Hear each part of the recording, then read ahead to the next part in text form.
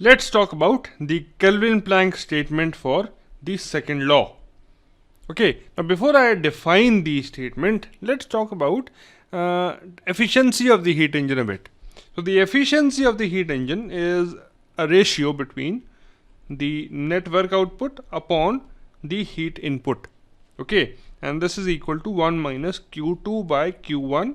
So this is the efficiency of the heat engine. Now, with the experience and the concepts, we know that the net work output is less than the heat input, isn't it? So this is something that we know, that the heat transferred to a system, that is Q1, it cannot be completely converted to work in a cycle. That is the concept of low grade and high grade energy. So due to this reason, the efficiency is always less than 100%. Okay. And due to this reason, that is the efficiency being less than 1, this gives rise to another key concept, that is Q2 being a positive quantity. That is, there has to be always a heat rejection. You cannot have Q2 equal to 0, because if Q2 becomes 0, then the efficiency would become equal to 1, that is 100%. Because of this concept, this is always less than 1. So this brings us to another key concept, that is that Q2 will always be greater than 0. That is, there will be always some heat rejection. So this means to produce net work in a thermodynamic cycle, a heat engine has to exchange heat with two reservoirs, that is the source and the sink. So this is a very important line. I'll write it down before I go to the definition of the KP statement. That is, to produce network, okay, in a thermodynamic cycle,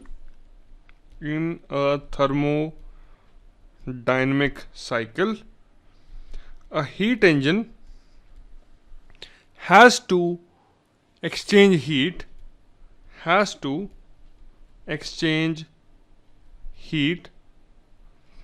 with two reservoirs.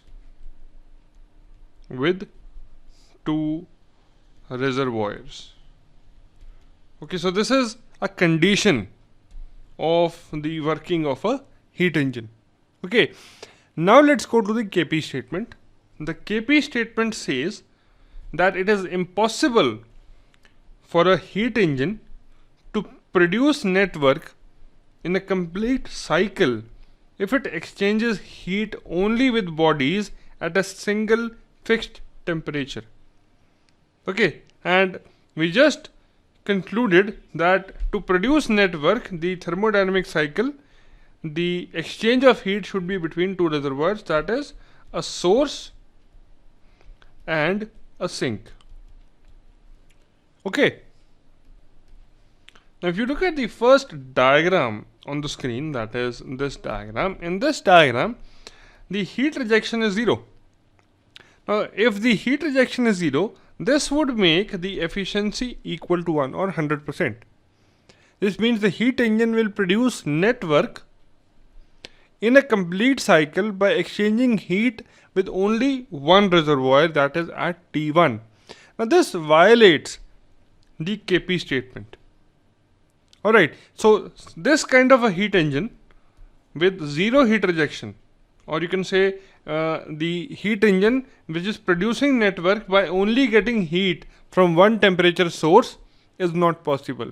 And such a heat engine is called a perpetual motion machine of second kind, or PMM2. This is an impossible thing to create.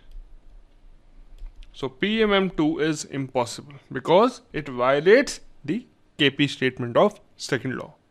Now let's pay attention to the diagram below it, that is this diagram. Now this diagram is in conjunction or in accordance to the KP statement, that is this is a heat engine that is working in a cycle. So I can draw an arrow like this.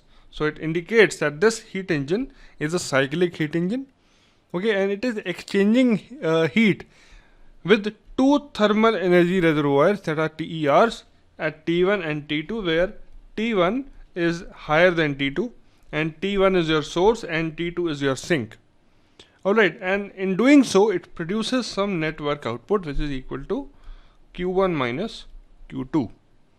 Okay, so long as there is a difference in temperature, that is T1 and T2, there is a difference in temperature, motive power, or you can say the net work, can be produced. Okay, so this is the only concept that I need to discuss with you in the definition of KP statement. So I'll repeat in a very brief way that the KP statement says that PMM2 is not possible at all because it only exchanges heat with a single reservoir T1. So it is not possible, or you can say that heat rejection cannot be zero, it always has to be greater than zero. Okay, and so long as you have a temperature difference between the two thermal energy reservoirs, you can have some work output from your cyclic heat engine. Okay, so this is all that I need to tell you in the KP statement of second law. Now let's move on to the second definition of second law, and that is the Clausius statement of the second law.